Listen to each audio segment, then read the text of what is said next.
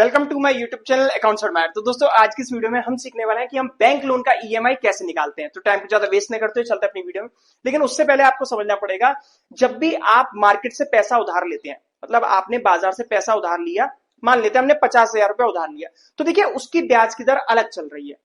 Market से अगर आप पैसा उधार लेते हैं तो उसकी जो ब्याज की दर चलती है वो प्रति माह चलती है। आपने 50,000 रुपया उधार लिया तो 3% वार्षिक 3% प्रतिमाह ब्याज की दर से आपको ब्याज चुकाना पड़ेगा, यानी कि 1,500 रुपए प्रतिमाह आपको ब्याज चुकाना पड़ेगा। लेकिन बैंक की ब्याज दर बिल्कुल अलग होती है। बैंक की ब्याज दर होती है सालाना। ठीक है, तो देखिए हमने यहां पर लोन लिया। अच्छा, हमारा जो बैंक है वो है बैंक ऑफ महाराष्ट्र। जब भी आपको लोन की जरूरत पड़ेगी, आप किसी भी एक नेशनलाइज्ड बैंक में अपना अकाउंट खुलवाइए, वहां से लोन लीजिए। आप किसी भी प्राइवेट बैंक से लोन कभी भी मत लीजिए। ठीक है, तो यहां पर जो मैंने लोन लिया वो लिया है बैंक ऑफ महाराष्ट्र से। अच्छा, जो मेरे लोन की अमाउंट है, जो मेरा लोन का अमाउंट है वो तो है 50,000 रुपया। ठीक है, 50,000 रुपए। और इसकी जो ब्याज की दर है, ब्याज की दर वो है 8.75% से ये जाती है 14.20% तक। ठीक है, ये बैंक ऑफ महाराष्ट्र की ब्याज की दर है। ठीक है, लोन अमाउंट की, जो पर्सनल लोन की जो इंटरेस्ट रेट चल रही है। ठीक है, अच्छा यहां पर जो मेरा टाइम पीरियड है, जो मेरा टाइम है, समय अवधि है इस लोन की, वो है 2 वर्ष। कितना है टाइम? 2 ईयर्स। ठीक, अच्छा देखिए ये आपका डिपेंड करता है, जो इंटरेस्ट रेट वो डिपेंड करता है आपके सिविल स्कोर पे, कि आपका सिविल स्कोर कैसा है। मान लीजिए आपका सिविल स्कोर बहुत अच्छा है तो आपको 8.75% रेट पर भी लोन अवेलेबल हो जाएगा। लेकिन मान लीजिए अगर आपका सिविल स्कोर अच्छा नहीं है, बहुत बेकार है, तब आपको इस रेट में ये लोन प्रोवाइड होगा। तो जब मैंने ये लोन लिया था तो मेरा सिविल स्कोर मतलब कि ठीक ठाक ही था, तो मुझे जो ये लोन पड़ा है, ये पड़ा है 12% पर एनम पर। ठीक है, पर एनम वार्षिक ब्याज दर है 8.75% से 14.20%। ये क्या है? ये वार्षिक ब्याज दर है। ठीक है, याद रखना ये ब्याज दर कैसी है? वार्षिक। तो मुझे जो ये लोन पड़ा है वो पड़ा है 12% वार्षिक ब्याज की दर पे। ठीक है, मेरा सिविल स्कोर ठीक ठाक था, ना ज्यादा अच्छा था ना ज्यादा खराब था। ठीक है, अच्छा अब तो इस लोन अमाउंट का हम ईएमआई कैसे निकालेंगे, इक्वेटेड मंथली इंस्टॉलमेंट कैसे निकलेगा, तो हम उसको यहां पर हम समझ लेते हैं। तो देखिए इसका ईएमआई निकालने का जो फॉर्मूला होता है वो कुछ इस तरीके से होता है। सबसे पहले हमें लिखना पड़ता है प्रिंसिपल। क्या लिखना पड़ता है? Principal multiply R multiply bracket में 1 plus R bracket close N. N की जगह आपको लिखना है यहां पर नंबर ऑफ मंथ्स। ठीक है, अपॉन में सेम ब्रैकेट रख देना है यहां पर 1 plus R bracket close N minus 1।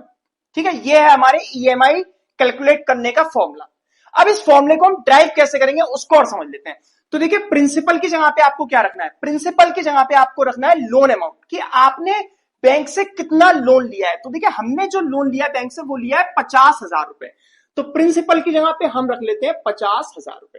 ठीक है, अच्छा रेट कितनी है? तो देखिए मुझे जो रेट पड़ी है वो पड़ी है 12% वार्षिक। तो यहां पर आपको 12 रखना है क्या? नहीं, आप यहां पर 12 नहीं रख सकते। आपको रेट कैसे रखनी है? 12/100, प्रतिशत का चिन्ह हटाया, नीचे 100 लगा दिया। ठीक है, और नीचे 100 में ही गुणा करा देना है आपको 12 का, 100 में ही गुणा करा देना है 12 का। ठीक है, क्योंकि आप ये जो है ये 1 प्लस आर, ये वाला जो ईएमआई वाला जो फॉर्मूला लगा रहे हैं वो मंथली बेसिस पे लगा रहे हैं, तो इसलिए मैंने यहां पर 12 से भाग किया। ठीक है, तो देखिए कैंसिल हो जाएगा, 12 से तो 12 कट जाएगा, और तो यहां पर रह जाएगा 1/100। और जब हम 1/100 को जब हम सॉल्व करते हैं तो यहां पर आ जाता है 0.01, 0.01 आ जाता है हमारा आंसर।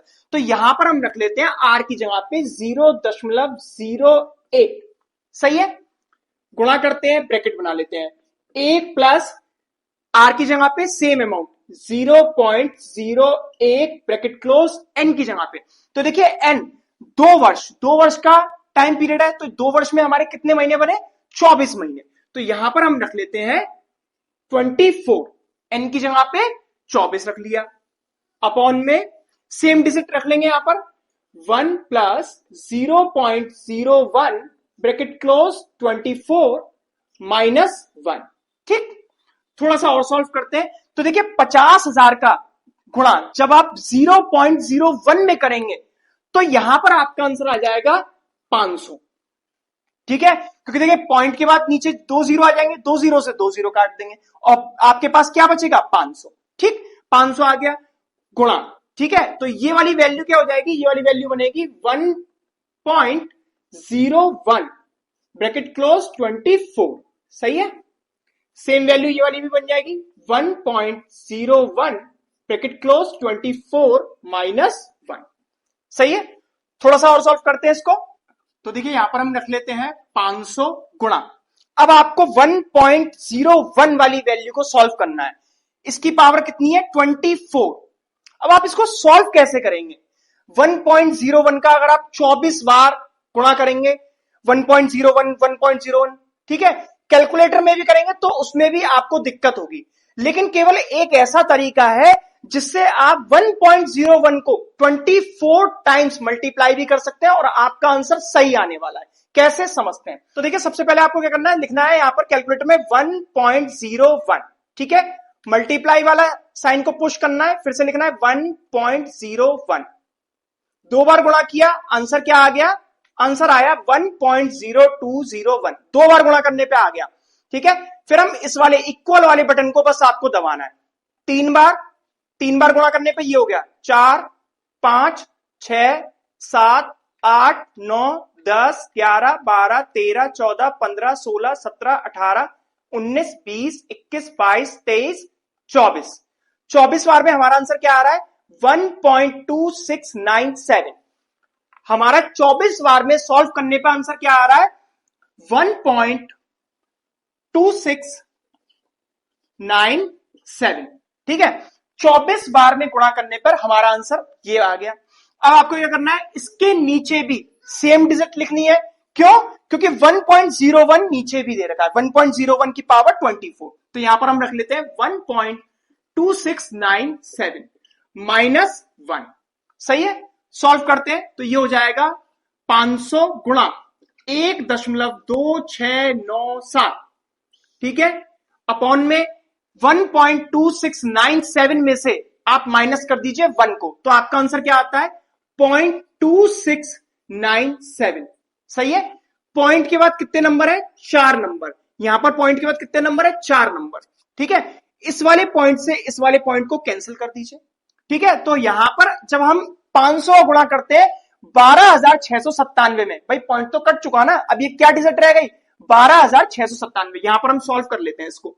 हमारे पास डिजिट क्या बन के आई, पॉइंट हटाने के बाद 500 गुणा 12,697, इसमें भाग लगाना है 2,697 से, 2,697 से। ठीक है, ये वाली तो डिजिट आई, तो यहां पर हम गुणा कर लेते हैं 500 का किससे 12,697 से। तो यहां पर हमारा आंसर आ जाता है 6348500 और डिवाइड करना है 2,697 से। यहां पर हम भाग दे देते हैं 2,697 से, तो यहां पर हमारा आंसर आ जाता है 2,353.911। ठीक है, तो इसको हम राउंड ऑफ करके लिख लेते हैं, तो यहां पर हम लिख लेते हैं इसको 2,354 रुपए। ये आ गई हमारी फाइनल ईएमआई। ठीक है, मतलब हर महीने आपके अकाउंट से ईएमआई के कितने रुपए कट जाएंगे 2,354 रुपए। अच्छा, अब बहुत से लोग ये जानना चाहते हैं जो सर आपने लोन लिया 50,000 रुपए का, इस पे आपको कितनी ब्याज चुकानी पड़ेगी। अब हम ब्याज कैसे निकालेंगे उसको भी समझ लेते हैं। तो देखिए उसके लिए आपको सबसे पहले क्या निकालना पड़ेगा, मिश्रधन। ठीक है, अब मिश्रधन हम कैसे निकालेंगे, तो देखिए मिश्रधन निकालने के लिए आपको क्या करना है 2,354 में आप गुणा कर दीजिए किससे 24 से। 24 से क्यों करना गुणा, क्योंकि हमें 2,354 रुपए की ईएमआई 24 महीने चुकानी है। तो देखिए जब हम 2,354 में गुणा करते हैं 24 से, तो यहां पर हमारा आंसर आ जाता है 56,496 रुपए। यहां पर हमारा आंसर आ जाता है 56,496 रुपए। ये आ गया हमारा अमाउंट, यानी कि मिश्रधन। अच्छा, मिश्रधन वो अमाउंट होती है जिसमें प्रिंसिपल और इंटरेस्ट इंक्लूड होता है। ठीक है, इसमें ब्याज भी जुड़ा हुआ है और मूल राशि भी जुड़ी हुई है। अब आपको ब्याज निकालनी है, तो यहां पर अब आप ब्याज कैसे निकालेंगे? तो देखिए ब्याज निकालने के लिए आपको क्या करना है, 56,496 में से आपको माइनस करना है लोन अमाउंट जो कि था 50,000 रुपए। और जब आप 56,496 में से 50,000 रुपए माइनस करते हैं तो यहां पर आपकी ब्याज आ जाती है 6,496 रुपए। मतलब आपको इतनी ब्याज चुकानी पड़ेगी 50,000 रुपए के लोन पे। कितने रुपए? 6,496 रुपए। अच्छा, वो भी 2 साल में। ये 2 साल में आपको इतनी ब्याज चुकानी है। लेकिन वहीं जब आप किसी अपने रिश्तेदार से या किसी अपने मान लीजिए मार्केट से आप पैसा उधार लेते 50,000 रुपए का, तो आपको वहां पर महीने की ब्याज चुकानी पड़ती। कितने रुपए महीने की ब्याज? 3% के हिसाब से, जो अभी इस टाइम चल रहा है 3%। 50,000 रुपए का 3% कितना हो जाता है? 1,500 रुपए। मतलब 1,500 रुपए देने एक महीने में, ये आपको 2 साल में चुकाना है। कितना? 6,496 रुपए की ब्याज। ठीक है, तो आई होप आप अच्छे समझ गए होंगे कि हम बैंक लोन का ईएमआई कैसे निकालते हैं और बैंक लोन का हमें ब्याज कैसे निकाला जाता है। ठीक है, अगर ये वीडियो अच्छा लगे तो वीडियो को लाइक करना ना भूलें, चैनल को सब्सक्राइब करें और वीडियो को ज्यादा से ज्यादा शेयर करें। Thank you.